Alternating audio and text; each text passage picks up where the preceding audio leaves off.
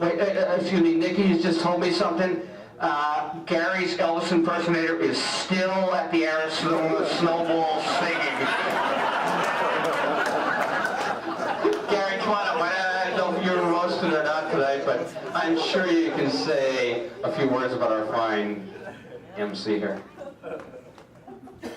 Well, I wasn't planning on being up here in front of you. I don't really know what to say. I have known Don for several years, and like everyone else has said, it is an honor and a privilege to have known Don.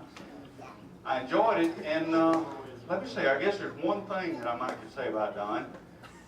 5 years ago, we were sitting at the base of Mount Rainier. I believe that was when it was Rainier 1, Gary White 0. But there was a group in the travel trailer with us that night, and Don Holmes was sitting there across the table from myself, and behind him was Jerry Roach. Probably most of you know Jerry Roach as being, he may have climbed more mountains than anybody else in the club, I don't know, but he climbed all over the world. He's done it all. But anyway, Don was telling Jerry, he said, there's this mountain over there in Europe, you know, it's a good mountain. You ought to climb it sometime. Jerry looked over at him and said, Don, who the hell do you think you're talking to? But anyway, Don has trouble remembering that now. I don't know why that is, but I believe all these others are true there. But I think Don is good. He may have trouble remembering some of these things like the others have said, but it is an honor here, and thanks a lot. Thank you, Gary. I have another announcement to make here. I just got a call from John Keeter. Apparently 12 copies of Don's book have been left at the Highpoint and nobody has claimed them yet.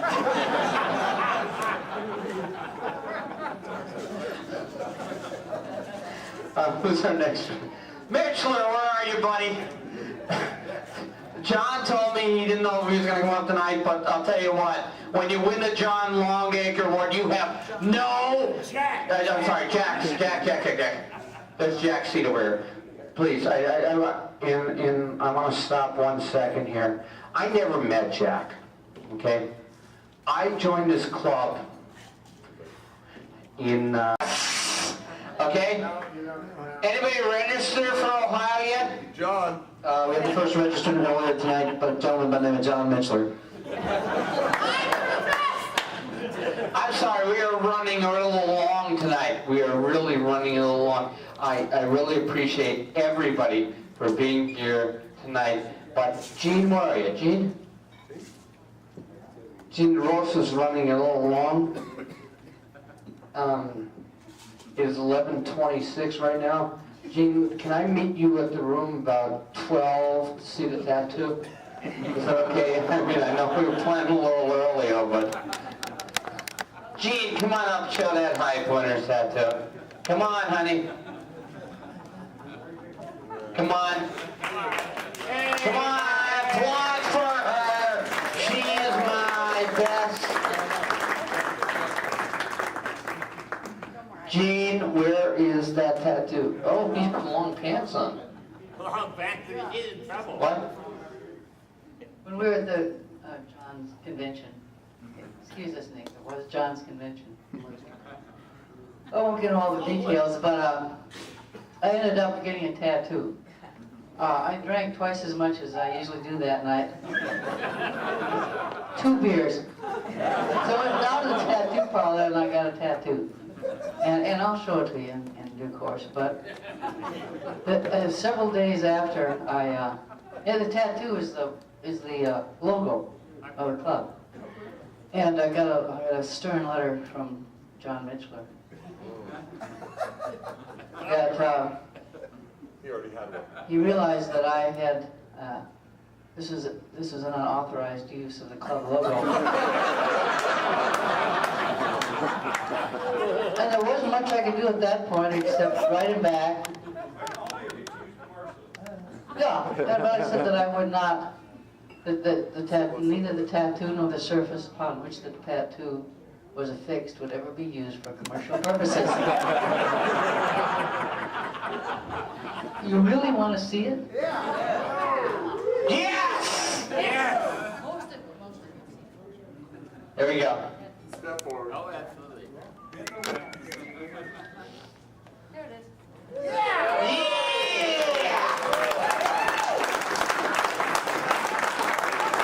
Okay, we are done with roses, however, I want to do one, no, Don, please sit down, please.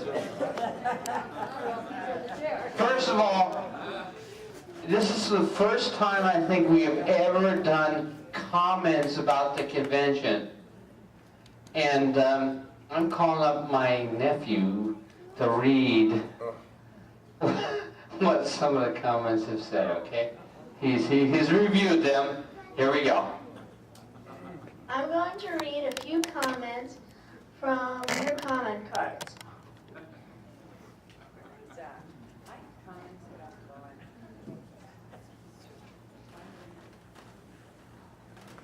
Number one, fire Don as MC. Second most popular response? Fire Don as MC. Most popular response? Fire Don as MC. We January 29thers have a bond. Okay, before I call Don up here, I'm going to tell a story, 2 minutes. if I can get to it, about Don. Don and I were both born on January 29th, which is a miserable freaking day because it's so cold anywhere in the world. But a few years ago, I was in Colorado, and I wanted to climb Mount Elbert. I called Don, who said he'd join me on the climb. I picked Don up at his house early in the morning. We drove to the trailhead, and we summited Elbert on a beautiful summer day. Who's been here? Who's been to Elbert? It's beautiful, isn't it? It's beautiful. Don and I were there. After the climb, this is hard to believe, Don suggested we stop by for a few drinks. Well, one thing led to another, and before we knew it, it's like after midnight. Don said, "You better get home." I dropped Don off, thanked him for her company, and drove away.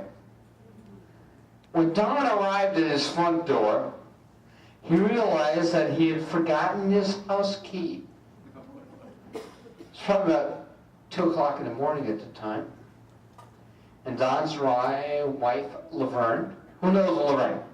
Anybody meet Laverne here? Okay? Don decided, it's kind of late at night. So he threw a couple of pebbles up at her window. After a few tries, it's not a good shot, he saw a light go on and his wife appeared at the window. And she yelled down, she said, "Who's there?" Standing there in the dark, because Laverne couldn't see Don, ever the romantic, Nikki, you know this, right? Yeah, I do. Don's also her fearful husband. Excuse me. It decided it would be in his best interest to charm his wife. Don said, "Who's there?" "It's the man who 40 years ago swept you off your feet and who you fell madly in love with." Laverne yelled down, "Go away, I married Don Holmes." And he should have been home any minute now. The bar's just closed. Ladies and gentlemen, Don Holmes!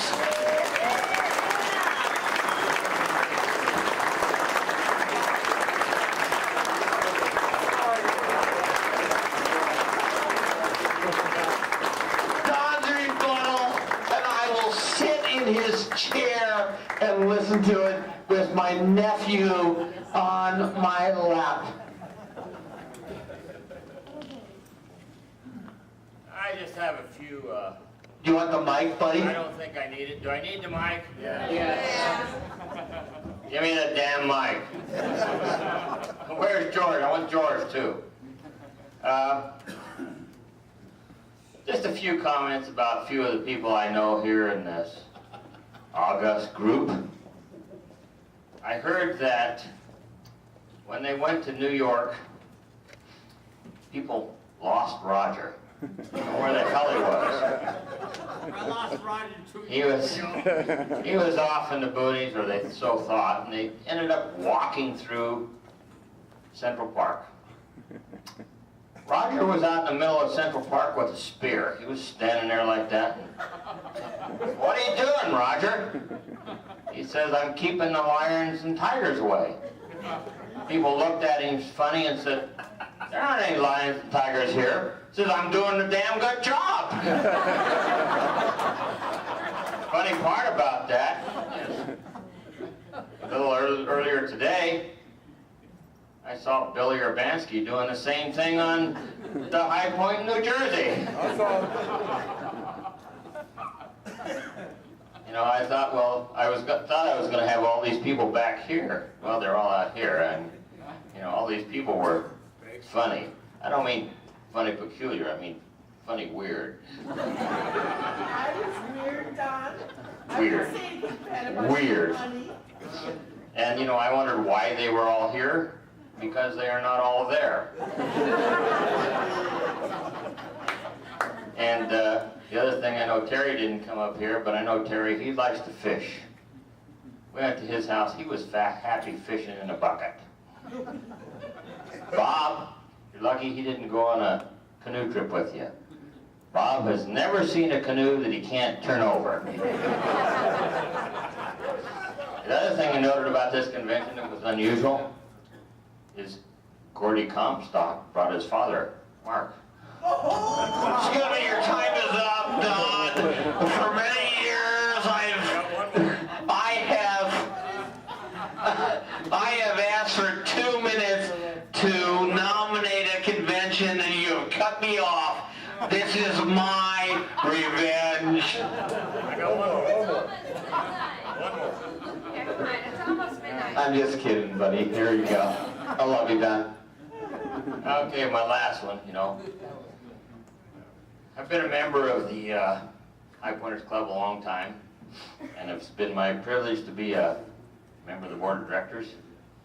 And I thought if any of you, very seriously, have any comments about the Highpointers Club, and that you want to discuss, especially complaints and whatnot, after the meeting, please come up and see Jim Sutton. Thank you. Good night.